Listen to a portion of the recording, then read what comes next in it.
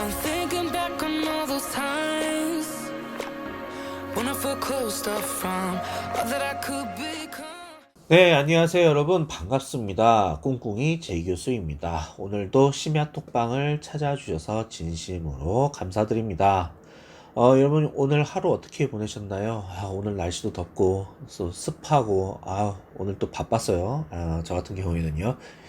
예, 그랬는데도 시간은 또 무진장 빨리 지나가더라고요. 이게 가면 갈수록 시간은 빨리 흐르고 빨리 그만큼 늙는 것 같기도 하고 좀 이래저래 생각을 하면은 마음이 뭐 편치는 않은데 뭐 인간사가 그런 것 같아요. 뭐 그러려니 하고 넘어가야죠. 오늘 하루도 여러분 다 저하고 여러분들하고 오늘 하루 정말 고생 많이 하셨고 이제 주무시기 전에 심야 톡방 들으시면서 오늘 하루 마무리 잘 해보셨으면 좋겠습니다. 자, 오늘은 태풍 이야기를 한번 해볼까 해요. 지난주에 우리나라에 뭐 이제 큰 비바람을 몰고 왔던 태풍 카논 이야기를 조금 할 건데요.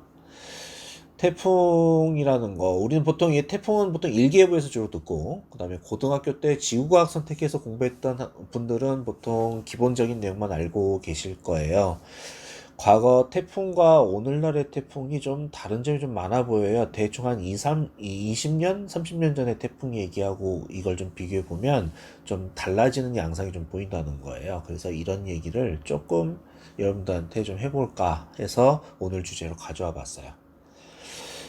일단 태풍 이름을 어떻게 짓느냐. 태풍의 이름이 뭐 다양하죠. 뭐 카논 뭐 이런 식으로 막 이름을 여러 가지를 짓는데 이 짓는 원리에 대해서는 요즘에 좀 사람들이 좀 관심이 있으니까 인터넷이나 유튜브를 통해서 너무나 소개가 잘 돼 있어요. 그래서 저도 구구절절 자세히는 하지 않겠지만 간단하게만 그냥 요약해서 모르시는 분들을 위해서 소개를 하자면 세계는 지금 현재 국제기구가 여러 개가 다양한 게 있는데 태풍위원회라고 하는 국제기구가 있어요. 태풍만 조사하고 다루는 국제기구예요.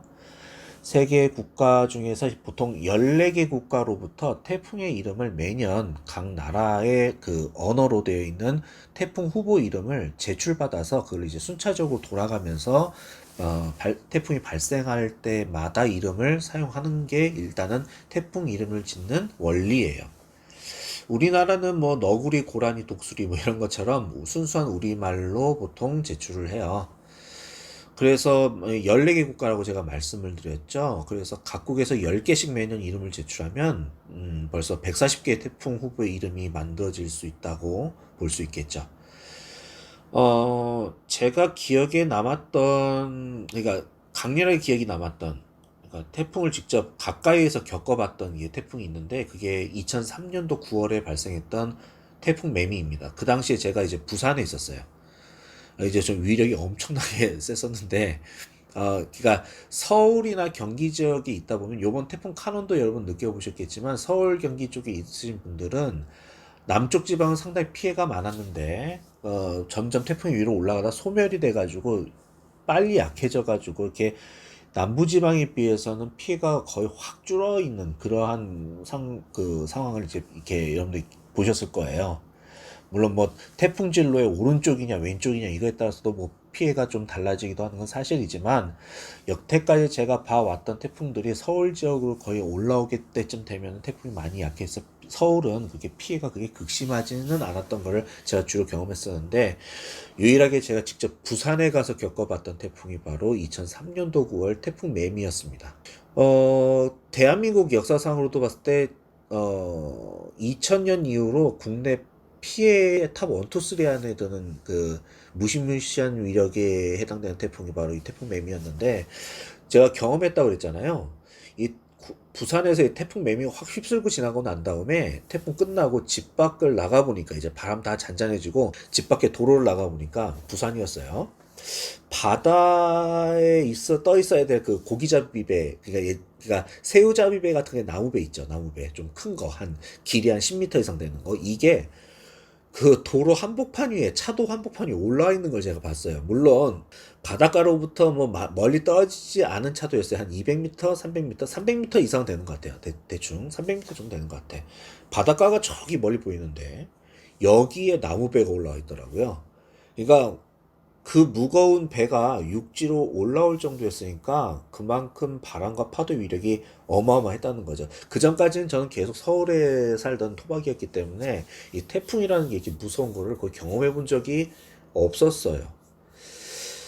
그래서 어쨌든 그 태풍의 이름 아까 얘기하다가 여기까지 얘기가 좀 약간 돌아왔는데 태풍의 이름을 각 국가들이 돌아가면서 짓는 사실은 이미 여러 가지 매체에서 잘 알려주고 있어서 국민 상식이 거의 되어가고 있는 건데 이게 그 다음에 아마 여러분들은 태풍의 이름이 중도에 바뀐다라는 사실까지 알고 계신 분은 별로 그렇게 많지 않을 거예요.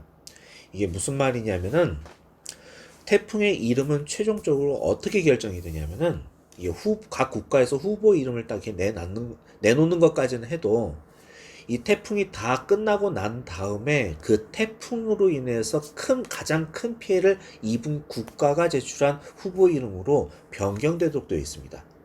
특히 이제 피해도 여러 가지 피해가 있겠죠. 뭐 시설적인 피해, 뭐 재산상의 피해, 뭐 여러 가지 피해가 있을 텐데 특히 인명 피해를 가장 큰 비중으로 판단을 보통 하거든요. 그래서 2003년도에 태풍 매미의 이름이 폐기가 돼서 지금은 없어졌어요. 없어진 상황이라고 보시면 돼요. 이게 무슨 말이냐면은 태풍 매미의 이름은요 우리나라가 아니라 그 곤충 매미 이야기하는 겁니다. 그 매미 이름은 우리나라가 아닌 북한이 제출한 후보 이름이었어요. 당시에는 이 태풍 때문에 한국이 가장 엄청 큰 피해를 입은 국가라고 이제 파악이 돼서 태풍 매미의 이름이 태풍 무지개로 3년 뒤에 2005년도에 태풍위원회 총회에서 이제 바뀌게 됐거든요. 근데 또 중요한 건 또 뭐냐면은 나중에 더 자세히 이걸 조사해 보니까 이 태풍 매미 때문에 큰 피해를 입은 국가가 필리핀과 중국이었습니다. 그러니까 우리나라가 입은 피해보다도 훨씬 더 많은 피해를 막심하게 입은 걸로 밝혀져서 10년 정도가 지난 2005년도에서 10년 정도가 지난 2015년도에 이 태풍 매미의 이름이 태풍 무지개로 바뀌었다 그랬죠. 이 무지개에서 다시 태풍 수리개로 이름이 바뀌게 됐습니다. 좀 신기하죠. 그래서 2003년도에 발생한 태풍은 이 동아시아에서 발생한 태풍 매미가 아니라 태풍 수리개다. 요즘엔 그렇게 최종적으로 기록이 남아있다. 이런 얘기를 말씀드릴 수가 있겠어요. 좀 신기하죠. 저도 여러분들께 태풍 얘기를 좀 하려고 이제 오늘 주제를 이거 삼고서 인터넷을 요래조래 뒤지다 보니까 이런 내용이 나오더라고요. 자, 그래서 이제 오늘 방송 초반에 제가 이런 얘기를 말씀드렸죠. 과거의 태풍과 오늘날의 태풍이 뭔가 좀 다른 점이 있다라고 말씀드렸는데, 그래요. 제가 초등학교 때부터 태풍 당연히 겪어봤죠. 막 초등학교 학교 가려고 하면 태풍 부니까 바람 조심해야 된다 이런 일기예보도 막 나오고 막 그러니까요. 근데 그 당시부터 쭉 이게 중고등학교 거치고 대학생 거치고 지금 이렇게 뭐 이렇게 중장년 될 때까지 쭉 이렇게 오면서 태풍을 매년마다 보는 건데 뭔가 좀 변해요. 이게 위력이라든지 형태라든지 뭐 이런 것들이 조금 점점 달라지는 형태가 보여서 과학적 이런 내용 조금 포함해서 그리고 제가 느껴왔던 점들 조금 짬뽕시켜서 편안하게 한번 얘기해 보도록 할게요.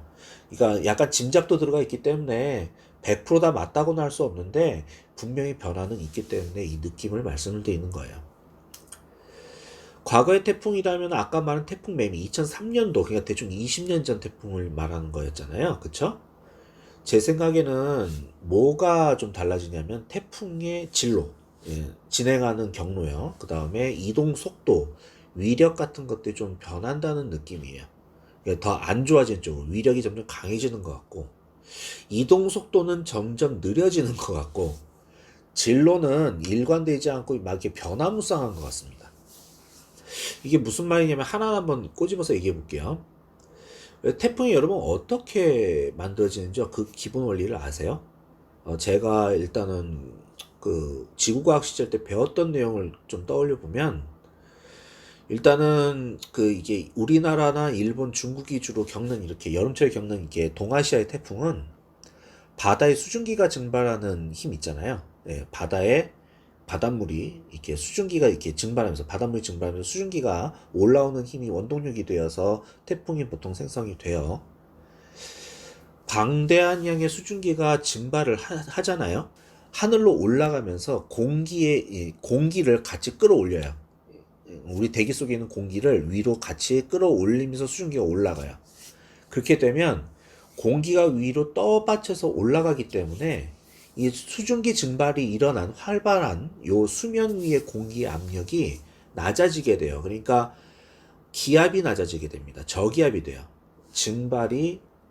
수증기 증발이 활발하게 일어나는 바다의 수면은 기압이 낮아진다고 보시면 돼요.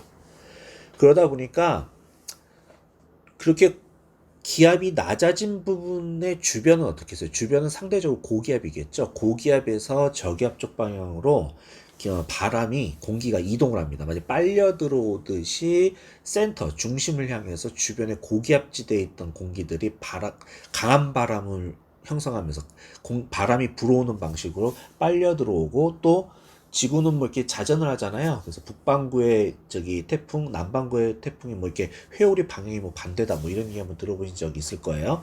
그러니까 바람이 불어오는데 회오리를 형성하면서 바람이 불어오니까 바로 그렇게 해서 만들어지는 것이 바로 우리가 말하는 태풍이라는 거죠. 근데 이때 고기압의 공기가 저기압 쪽으로 밀려 들어오잖아요. 이때 추가로 수증기 증발을 또 추가로 유도를 합니다. 그러니까 바깥 공기가 안쪽으로 중심 센터로 들어오면서 바람이 불면 여러분 저기 증발이 더 잘 되잖아요. 이렇게 받아놓고 물방울 이렇게 딱 책상 위에다 떨어뜨려 놓고 가만히 둬서 증발하는 거랑 옆에서 선풍기 틀어놓고 이렇게 바람을 쬐어주면서 이렇게 물기를 말리는 거랑 어느 쪽이 물기가 더 잘 증발이 돼서 잘 마르겠어요? 당연히 바람 불어서 말리는 게 훨씬 더 증발이 더 잘 되잖아요. 그러니까 바깥쪽에서 안쪽으로 바람이 불어 들어올 때 또 수증기 공급이 더 되는 거예요. 그러니까 점점 태풍의 사이즈는 점점 커지는 거죠. 이게 계속 이렇게 순환이 돼서 반복되는 거예요. 그러니까 저기압도 형성도 가속화되고 바람은 더 세게 불어오고, 그럼 태풍 사이즈는 점점 커지게 되고, 이렇게 반복이 되는 거죠. 이런 태풍이 이제 바다를 지나서 막 움직여요. 그래서 보통은 적도에서 북상을 하면서 우리나라 쪽으로 오죠. 그쵸? 중요한 거는 이제 바다를 지나서 육지로 태풍이 딱 상륙하게 되면 어떻게 되느냐. 이제 바다 위가 아니니까 수증기 공급이 일단은 잘 되지 않아요. 그러니까 그때서부터 태풍은 점점 약해지죠. 더구나 우리나라 같은 경우는요, 일본과는 다르게 우리나라는 그래도 산지가 좀 많은 국가예요. 그러니까 일본은 그래도 평지가 많은 국가거든요. 그래서 육지도 이 태풍이 상륙하는 그 육지도 육지 나름인데, 우리나라처럼 산지가 많은 지역에서는 평야지대에 비해서는 바람 불기에는 상당히 걸리적거리는 지형이에요. 그래서 태풍의 소용돌이가 빠르게 약해진다고 볼 수 있겠어요.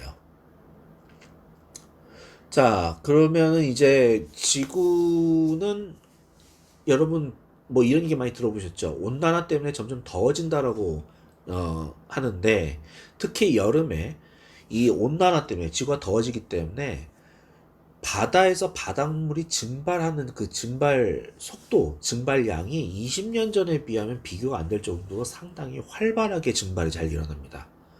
날이 더우니까 더 그러겠죠. 그러니까 한 해 한 해 가면 갈수록 태풍이 엄청나게 쉽게, 빠르게 자주 만들어진다는 것도 우리가 예상할 수 있는 부분이죠.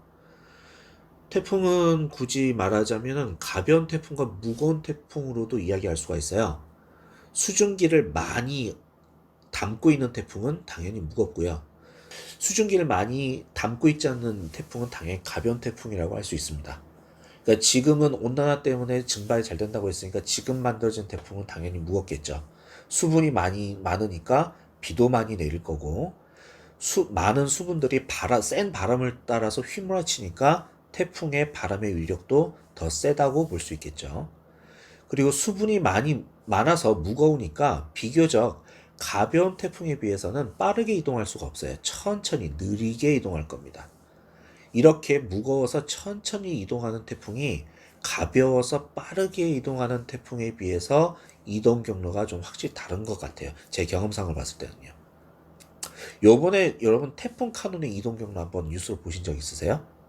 이게 저 지금 화면에다가 요번 태풍 카눈의 이동 경로를 지금 제가 올려놨는데요. 이 이동하는 중간에 30도 각도로 한번 꺾고 80도 각도로 한번 꺾고 두 번이나 진로가 바뀌면서 이 거대하고 강한 바람덩어리, 요 태풍이 이동을 해서 우리나라까지 온 거예요. 이번 태풍 카눈처럼 이렇게 이동 경로를 보면 태풍 카눈 이동 경로는 일본 최남단에 있는 섬인 오키나와 근처에서 거의 리을자로 꺾이면서 우리나라로 왔다고 보시면 돼요. 이렇게 이동하는 태풍 흔치 않거든요. 그러니까 과거를 생각하자면요. 과거의 태풍들이 이동 경로를 보면 대부분 완만한 곡선을 이루면서 거의 직진, 약간 꺾일 때도 있긴 있었는데 이렇게 심하게 리을자로 꺾이면서 오는 적은 없었어요. 꺾여도 한 번 정도는 살짝 꺾일까? 근데 이게 꺾이는 각도가 완만했단 말이에요. 그냥 쭉 그냥 적도 부분에서 북상을 완만한 곡선, 큰 곡선을 그리면서 싹 이동을 하는 방식이었단 말이에요. 그런데 이 이동 속도가 느리다 보니까 진로를 바꾸기가 좀 쉬운 것 같습니다. 그래서 이 태풍 카눈 올라올 때요. 초반에는 이 태풍 카눈은 중국으로 간다. 중국 남부로 간다. 대만 위를 지나간다. 중국으로 상륙할 것이다. 이렇게 예상했었는데 갑자기 오키나와 근처에서 30도 각도 딱 꺾이면서 이거 다시 태평양으로 가나? 뭐 이러다가 갑자기 80도로 딱 꺾이면서 야 이씨 가고시마하고 서울 부산 그 제주도 쪽으로 꺾는구나. 아마 이렇게 일기예보가 바뀌게 된 거예요. 그래서 아주 이런 태풍 양상이 이렇게 바뀌는 건데 결론적으로 말씀을 드리면 그쵸 이게 가만 보니까 지구 온난화가 엄청나게 큰 변수인 건데 원인이라고 할 수 있겠죠. 결론적으로 봤을 때는 지구 온난화 때문에 더 강력하고 그 다음에 또 무겁고 그 다음에 변화무쌍한 이동 경로를 보이는 태풍이 자주 발생할 것이다. 태풍 가면 갈수록 자주 발생하는 거 맞습니다. 그러니까 무슨 말이냐면은 더워지게 되면 수증기 증발이 수시로 일어나기 때문에 1년 기준으로 봤을 때 태풍의 발생 빈도가 좀 증가하는 것은 사실이에요. 그래서 앞으로도 이런 양상으로 변화가 점점 더 심해지지 않을까 이렇게 예상을 합니다. 좀 더 인생을 살아보면 제 말이 틀렸는지 맞았는지 아시게 되겠죠. 아까 태풍의 생성 원리를 여러분이 얘기하는 과정에서 기압에 대해서 좀 말씀을 드렸잖아요. 그 기압에 대해서 몇 가지만 더 말씀을 드리고 오늘의 수다를 마치도록 할게요. 기압의 단위는 여러분 기압도 이제 수치로 표시를 하는 건데 저기압 고기압 나타낼 때 숫자로 표시하는데 이때 사용하는 단위가 있습니다. 주로 헥토파스칼이라고 하는 단위 아니면 밀리바 단위를 씁니다. 헥토파스칼 어디선가 많이 들어보셨죠? 이제 1헥토파스칼은 1밀리바입니다. 이거 서로 같은 단위라고 보시면 되는데 이 헥토파스칼 때 이 헥토자를 일단 빼고 파스칼 단위가 기본 단위인데 파스칼이라고 하는 단위는 의 의미가 뭐냐면요. 가로 1m, 세로 1m, 즉 1제곱미터죠. 여기를 누르는 힘을 뉴턴 단위로 나타낸 것이 바로 파스칼 단위입니다. 그러니까 세부 단위는 뉴턴 퍼 제곱미터라고 할 수 있겠죠. 옆나라 일본 같은 경우에는 요번에 태풍 카논이 이렇게 불 때 태풍 란이라고 하는 태풍을 동시에 그러니까 쌍태풍을 맞닥뜨리게 된 국가입니다. 피해가 좀 장난 아닐 거라고 지금 알고 있는데요. 일본은 섬나라이다 보니까 뭐 역사 내내 매년 잦은 태풍 피해를 겪다 보니까 태풍에 대해서는 상당히 민감한 국가예요. 그러니까 일본은 자연재해를 되게 민감하게 생각하는 국가이긴 한데 지진과 태풍 이 두 가지를 상당히 민감하게 생각하는 국가예요. 그래서 이 일기예보 같은 거 일본 일기예보 같은 걸 보면요. 일본 방송 같은 걸 보면 태풍에 대한 일기예보를 할 때는 되게 상세하게 좀 자세히 분석적인 이렇게 일기예보를 하는 부분이 좀 있어요. 그래서 우리나라와는 다르게 일본 일기예보를 보잖아요. 그러면은 그 지도를 보여주면서 공기의 기압 차이를 보여주는 기압 등고선을 이렇게 보여주면서 일기예보를 하는 방식으로 이렇게 안내를 합니다. 보통 기압 등고선과 등고선 간의 압력 차이는 4헥토파스칼, 그러니까 4밀리바 간격으로 그려서 지도에 나타내요.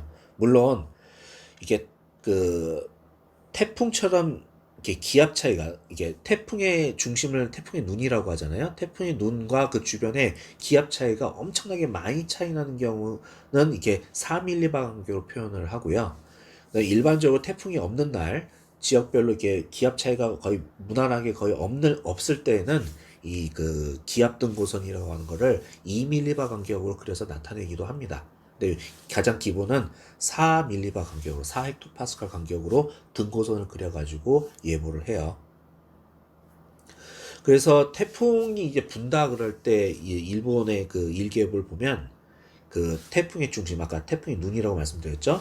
거기처럼 극한의 저기압을 갖는 경우, 극심한 저기압을 갖는 경우에 일본 일기예보를 잘 보면 태풍의 눈 중심으로 주변에 그려져 있는 그 등고선들을 보면은 마치 태풍의 눈 중심으로 주변에 촘촘한 나무의 나이테처럼 등고선들이 이렇게 그려져 있는 거를 좀 알 수가 있습니다. 제가 참고 화면으로 지금 그 캡처해가지고 이렇게 화면으로 보여드리고 있는데요. 아, 이렇게 그려지는구나. 일본 여행 같은데 가실 때, 아마 우리나라 사람들은 그래도 안전불감증이 좀 있잖아요. 그쵸?